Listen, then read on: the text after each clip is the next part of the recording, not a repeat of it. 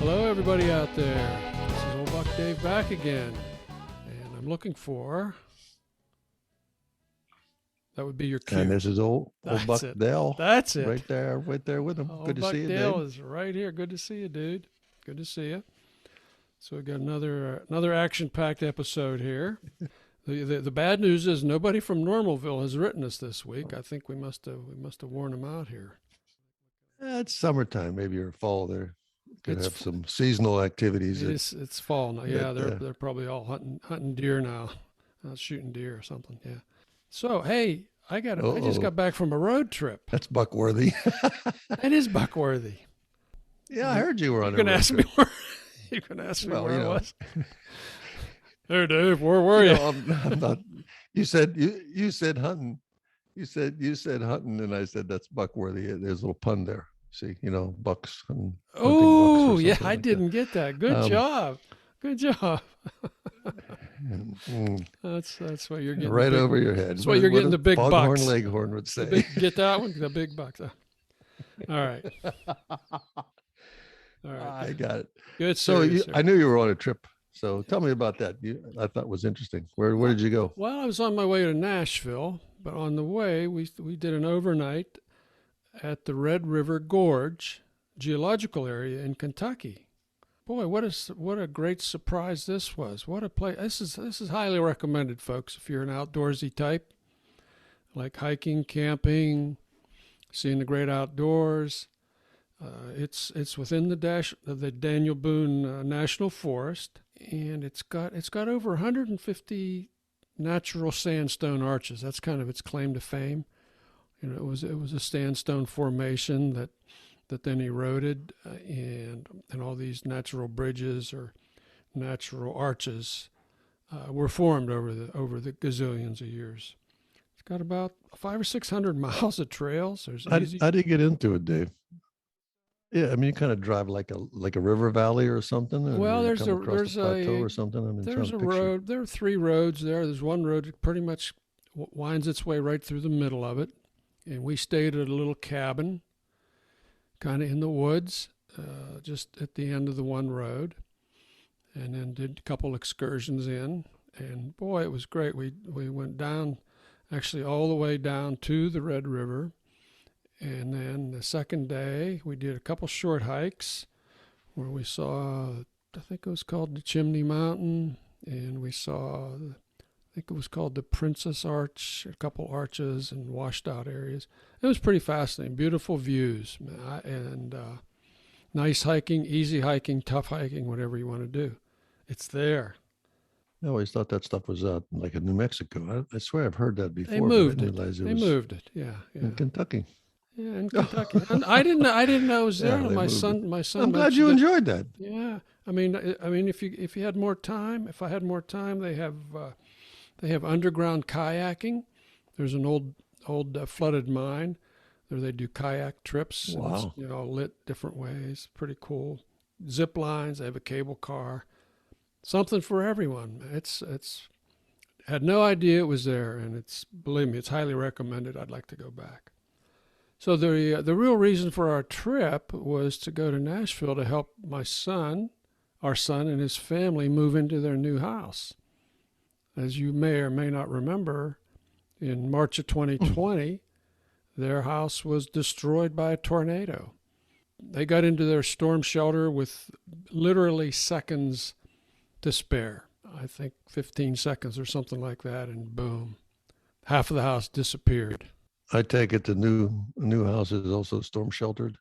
The new house is storm sheltered. Yes, yeah. That was a provision for that. Yeah, but yeah, it was real nice. We got them moved in. The boys are digging it. These are the grandsons that have been featured on a couple episodes here. So they're tickled to be back in their house after living in 3 different places over the last year and a half. So it was a good week. Is there? I mean, you said there's a provision for a storm shelter, but is that a local ordinance requirement or something, or is that just I don't believe it's a requirement. No, precautionary. But I think everybody that builds a house down there, puts one in or puts a basement, a sub basement, or something like that in Yeah, because that's a big tornado area. Yeah, very happy for the folks. So you accomplished a couple of a couple of I did. interesting things Yeah. on a goodwill mission there. No, I have nothing to compare travel wise, but of course, my mind is always wondering, So and I don't. yeah. That's wondering. That's You wondering with yeah, with. you do a lot of traveling without leaving home. Yeah. So, To indulge me, I have another thought. Something I saw the other day. I'm watching PBS, and they talk about a program called "The Superpowers of Bats."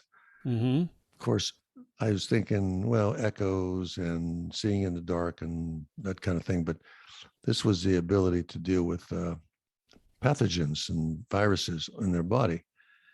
And uh, after a couple of other superpowers that they have, they came and they performed an experiment and said, look at the way bats fly.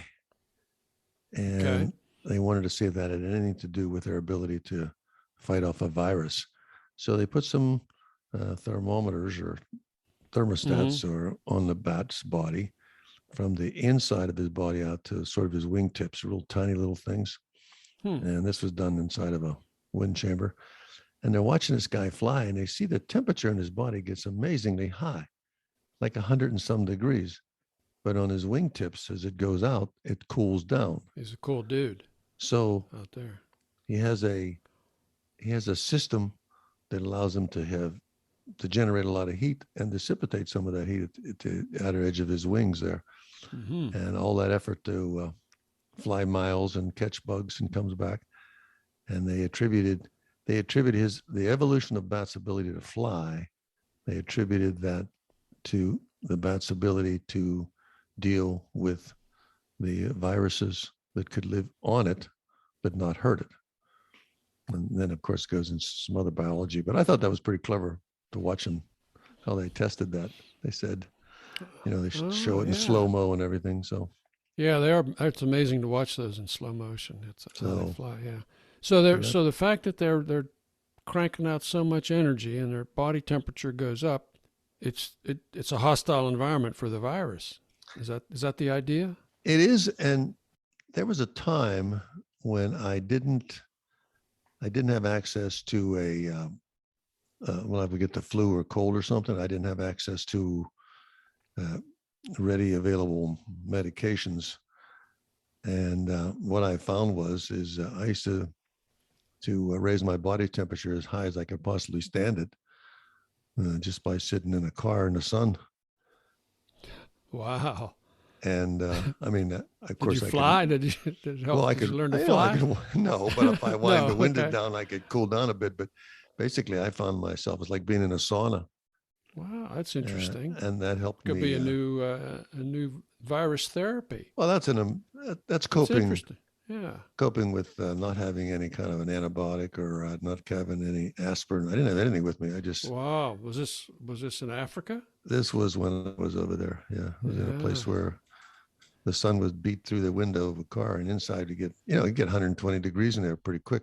Well, it even happens in Florida, I guess, if you're Oh down there. yeah. Yeah. So, Absolutely.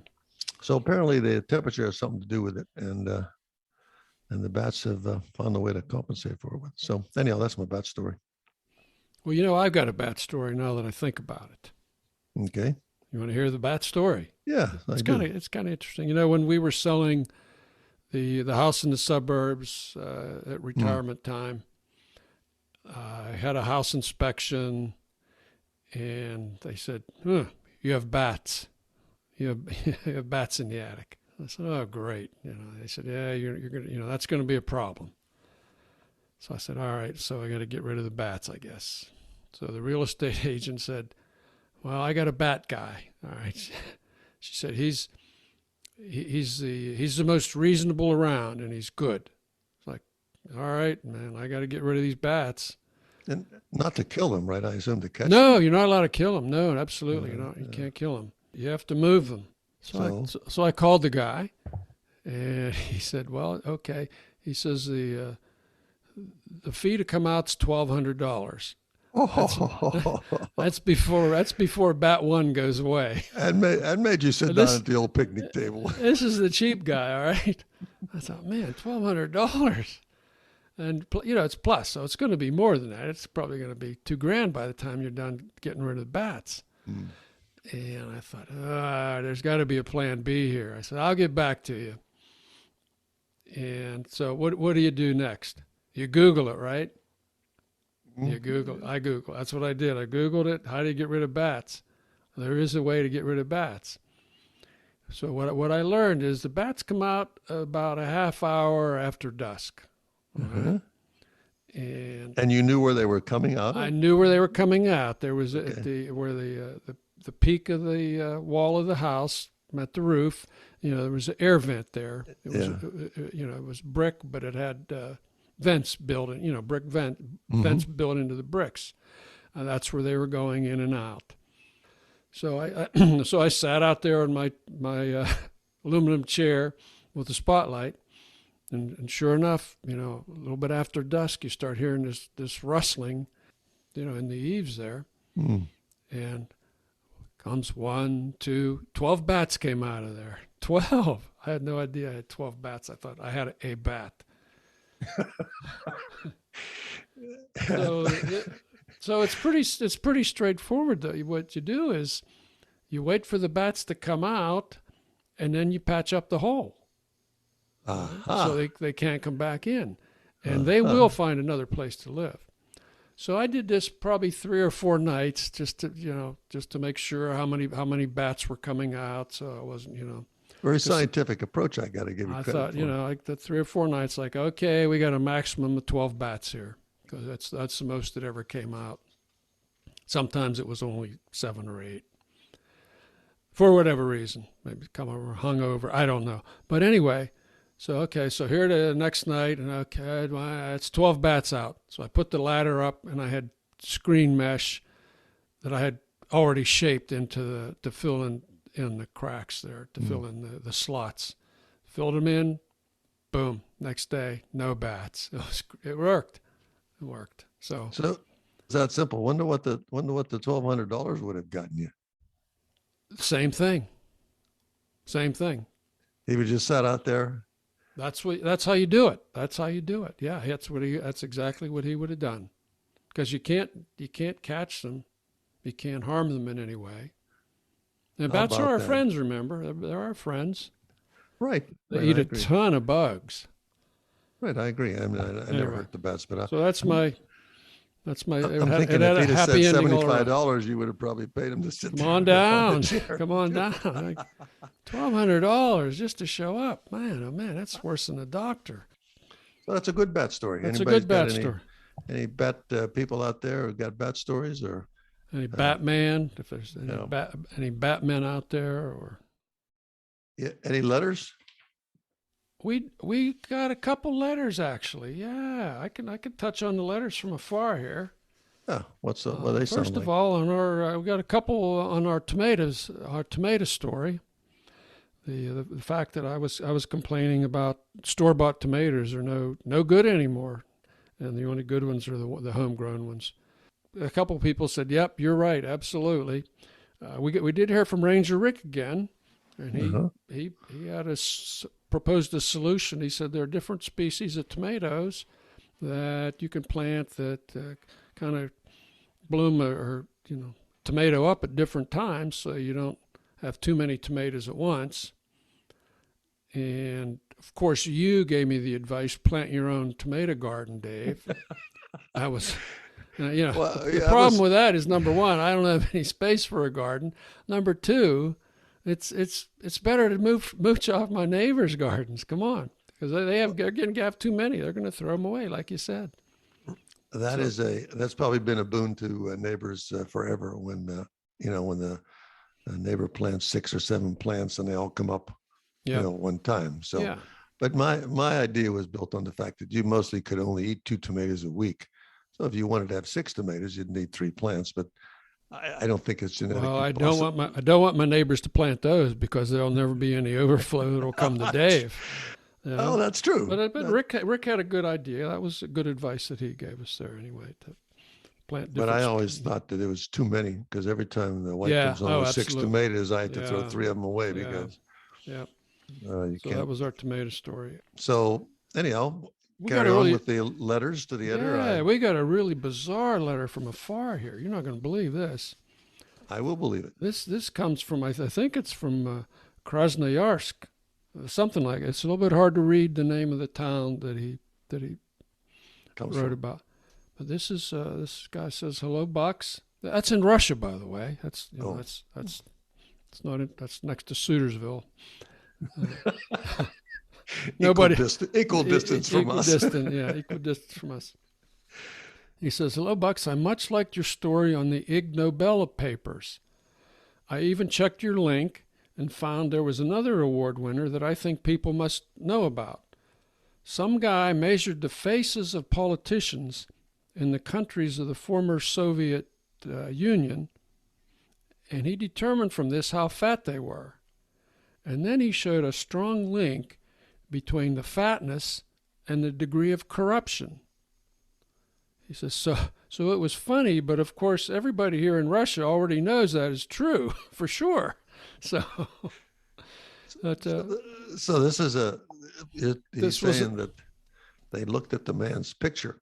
Well, yeah, I went back and read it. Okay, now they took they collected facial images from these about 300 politicians in the post-Soviet countries, and from their faces, they used an algorithm to generate a body mass index of these guys, and then they measured news reports, whatever. They gave each guy a corruption rating, and there was a high correlation between the degree of fatness and corruption and degree of corruption. So this is true. This was funded by the French government. Now, why in the world the French government would fund a study like that? I don't know. So a corrupt official could easily deceive the system if he was just very thin. If he was a thin guy, he could get away with murder. Say, yeah. Look, I'm so thin.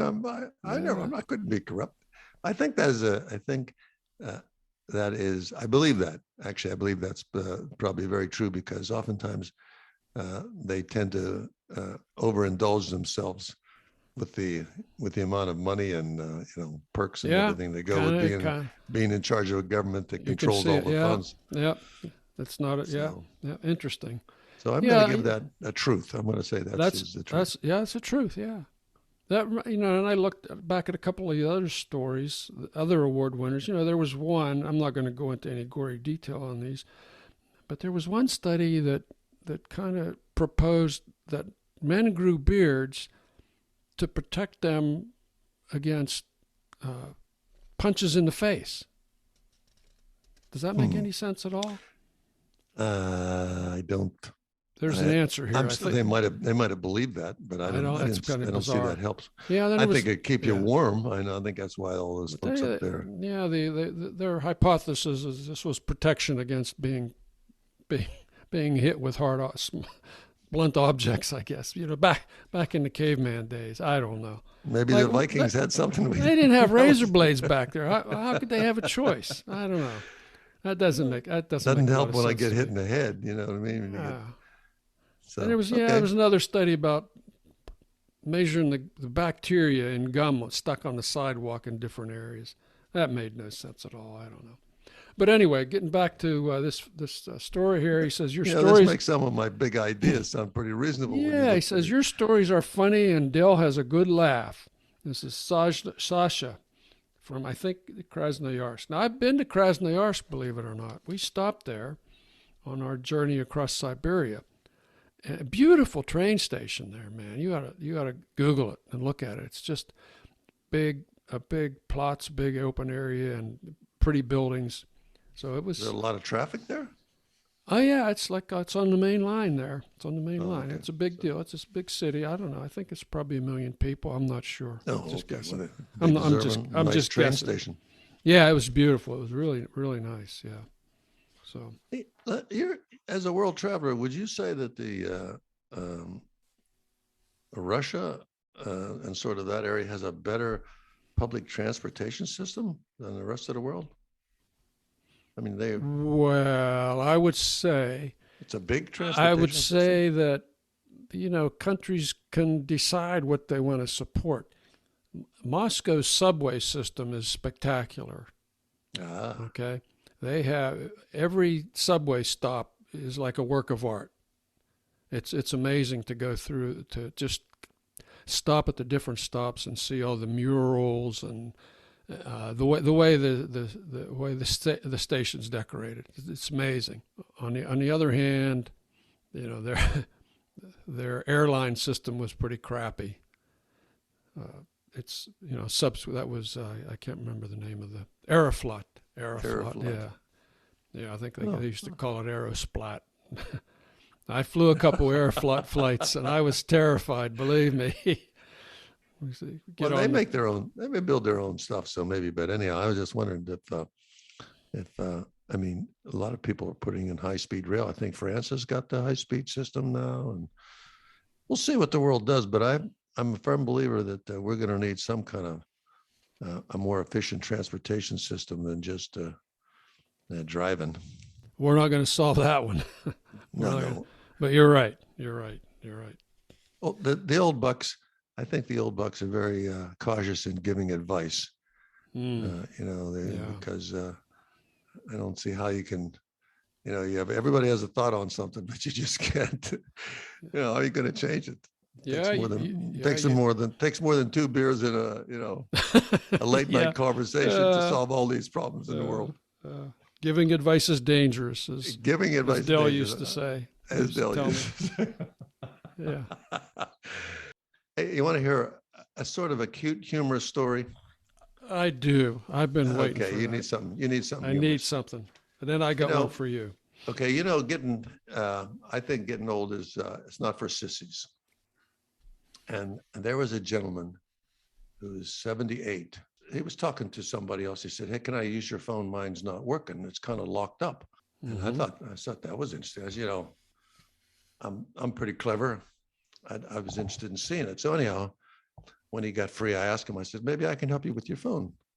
He said, "Look, here's my phone." He said, "And there's nothing. I can't push. No buttons work. Nothing works. It's just locked up." So I looked at this, and then I said, you normally, if you swipe or slide or do something, you get a different view of your options. So it wouldn't slide up, it wouldn't slide down. So I slid it to the left, and the same view came up again. Now, what was the view? The view is the icons and the home page. Okay.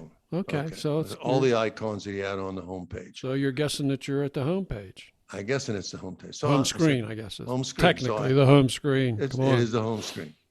So I slide it again, and I see the same picture. I said, "Man, that really is strange. I can see where this thing won't leave this home screen. It won't go. Yeah." So I slide it again. This time I see a picture of a couch. A couch. and then the front of a building. And I said, wait a minute. He's left home. We must be in photos. Oh, you're in photos. So I figured out how to get out of photos. You were swiping through the photo directory.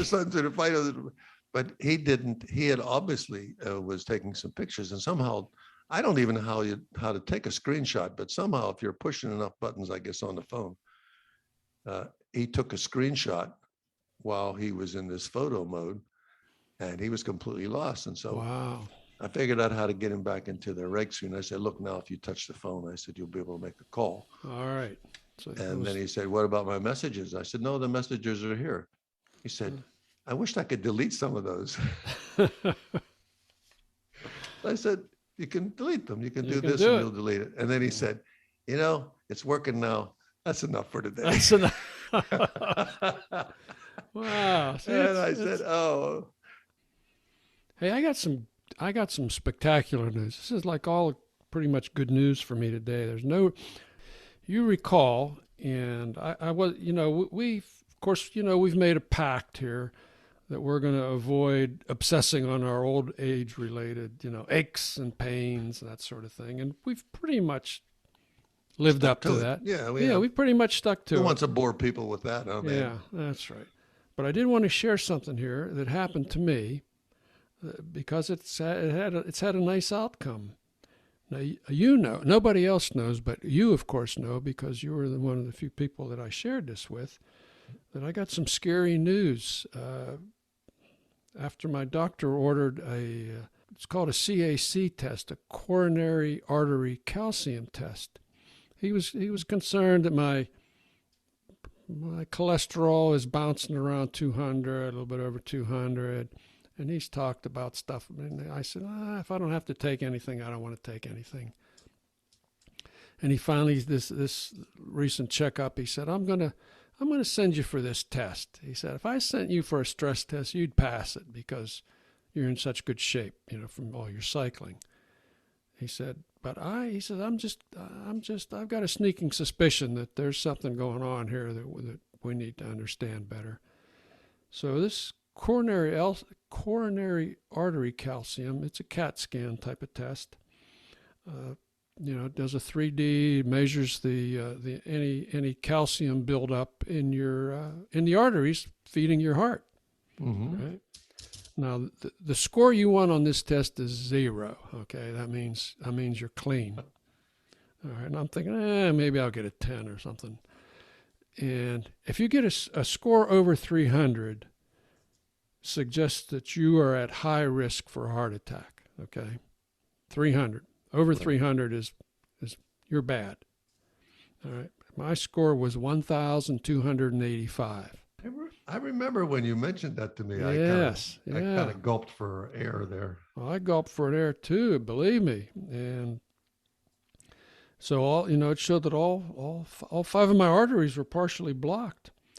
And my doctor said, well, we're going to put you on a statin here for 30 days, statin and aspirin. And he said, I'm going to tell you your LDL, my LDL was 122. He said, I'm going to get that below 75 in a month. And I said, not a chance, doc, not a chance. I was ready to, update my will or something here. And the more you read it, the more you Google this stuff and read about it, it's pretty scary.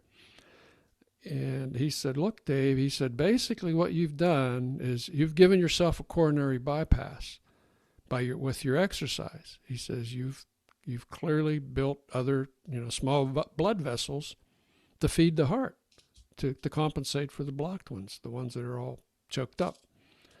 But anyway, so after a month, I just got the results today, as a matter of fact. My cholesterol went from like 207 to 127, and my LDL dropped all the way to 58. He was shooting for 75 and went to 58. Unbelievable. Unbelievable. Course, you got to be feeling good about that. Oh man, in many ways. So yeah, I mean, I wanted to. I'm not a big sharer of personal stuff, but maybe somebody else out there is listening that maybe this is a test that they need to consider. Now, it's a test that insurance doesn't cover, but it's only $100 or $200, something like that. It was well worth it in my case. So. Well, and hats off to my doctor for. I'm going to say that you survived long enough to take this test simply because you keep your weight down and exercise a lot. So there's something to be said for exercise and good diet. Yeah, he said, Dave, with these numbers, he says, if you hadn't been active, you would have already had your heart attack. Oh, my Great. soul. Great. Just think, and that's just So thinking that's all about that. good I've always taken you being alive for granted, Yeah. But anyway, so that's a bit of education I wanted to pass along here to. And I would say to all the old Buck listeners out there, all 4 or 5 of them, that if you have any stories like that, don't even bother telling us about it because we're just going to feel bad. You listen to BBC?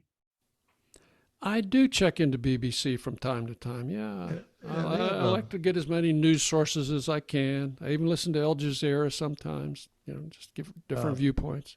There was something that caught my eye. They were talking about a blight on a tree, and in 2009 they said this someplace in Denmark or Norway or Sweden said, listen, we have a blight on this tree. You folks ought to be very careful about importing this wood. Mm-hmm. And of course, that would have disrupted a whole industry. And of course, they didn't. And now they say this blight has gotten to I think it's called the ash. I don't know. Okay. Offhand, I can't picture what the tree looks like. But anyhow, I know they make baseball bats with that wood. But Yeah. This blight has now got itself into England, and they have a chance to lose huge amounts of forest because of this. And I only mention this because that gave me a chill when you think about the other pests and other things that the climate change is causing. Boy, oh boy. Lanternflies. Well, that's another one. Yeah, we mentioned that, but there was an article about salmon not being able to get as large as they used to when the water was colder. Since the water has gotten warmer, I'm thinking we got to take this really, really serious, because we ought to pay attention. Yeah. That's right. The only chicken we're going to get is going to be that stuff that they put on, those fast food joints get. I don't know. I don't know where they grow that. Yeah, you think the tomatoes are bad way. That's right. I mean, the chicken won't even be able to appear on our plastic, our plastic plates that we get. There won't be enough of them to cover them in cellophane and sell them like. So this old buck's just saying, I guess we ought to pay attention to those things. Pay attention.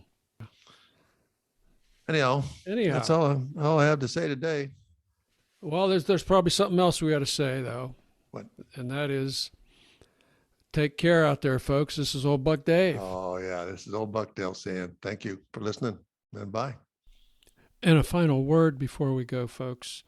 I want to apologize for the audio quality and the choppy editing of this particular episode. Dale was having some broadband issues. I mean, who knew that was even a thing? But anyway, the production teams had their work cut out for them, and they did the best they could with what they had. So we'll do a better job next time. So take care, folks. This is Old Buck Dave saying bye-bye.